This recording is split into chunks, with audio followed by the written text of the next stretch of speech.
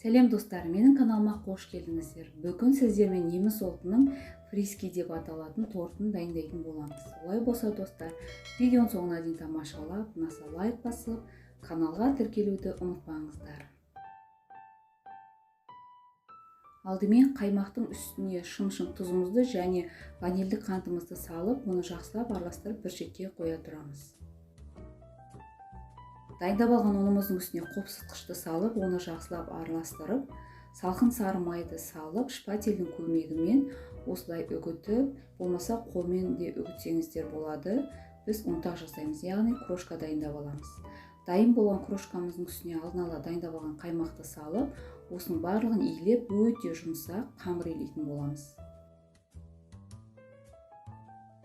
Қамырымыз осылай жұмсақ болып шығады. Енді дайын болған қамырды салафанға орап, тоңазытқышқа кемінде 2 сағатқа қалдыру керек.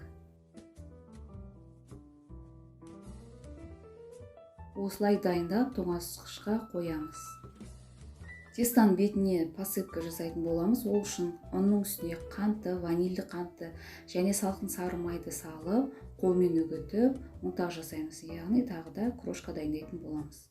Пергаментке осылай форма сызып дайындап алып, теріс жағын пайдаланатын боламыз.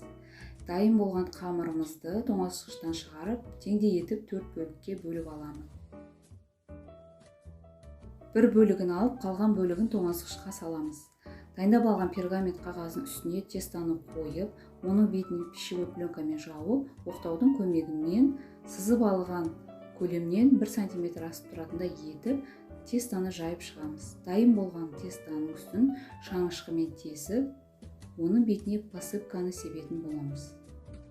Посыпканың 3/1 бөлігін сеуіп, оны жақсылап тегістеп шығып, қызып тұрған пеште 12-15 минут пісіріп аламыз. Әркімнің пеші әртүрлі, сондықтан да қарап тұрыңыздар. Пісіп шыққан коржымызды осылай форманы қойып, оны айналдыра кесіп алып шығамыз.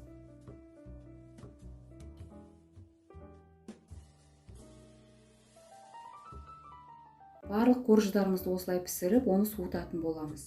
Енді соңғы коржымызды осындай алдымен қағаз кесіп аламыз.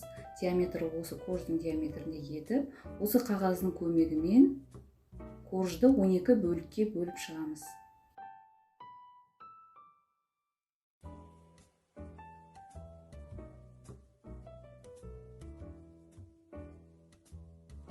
Бұл корждар песочный болғандықтан ыстықтай кезінде кесіп алмасаңыздар, суыған кезінде кесетін болсаңыздар үгітіліп кетеді.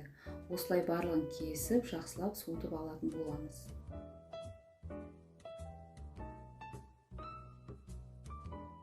Кремін дайындайтын боламыз. Сүзбелі ірімшіктің үстіне қант ұнтағын салып, алдымен екеуін араластырып, одан кейін салқын кілекейді құйып, жақсылап миксермен араластырып, біз крем дайындап алатын боламыз. Бізге кондитерлік қап қажет болады. Осыған қалаған насадканы салсаңыздар болады. Мен жұлдызша насадкасын қолдандым. Кремімізді осы кондитерлік қапқа салып, оны дайындап аламыз.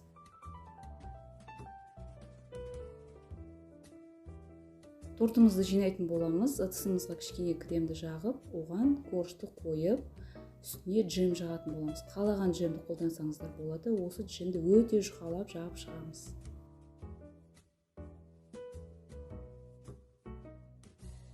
Джемді жағып болғаннан кейін кремді айналдыра орналастырып шығып, үстіне екінші коржды қойып, осыны тағы да қайталайтын боламыз.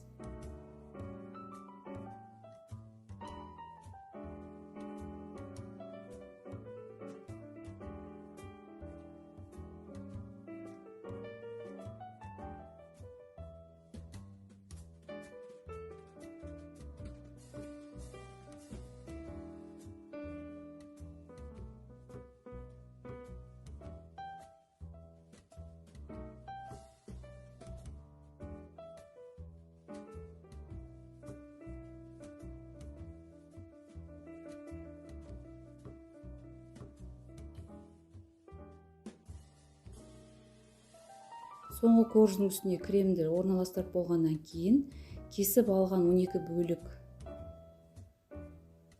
коржымызды осылай сәл бір шетке қисайтып, торттың бетіне орналастырып шығатын боламыз.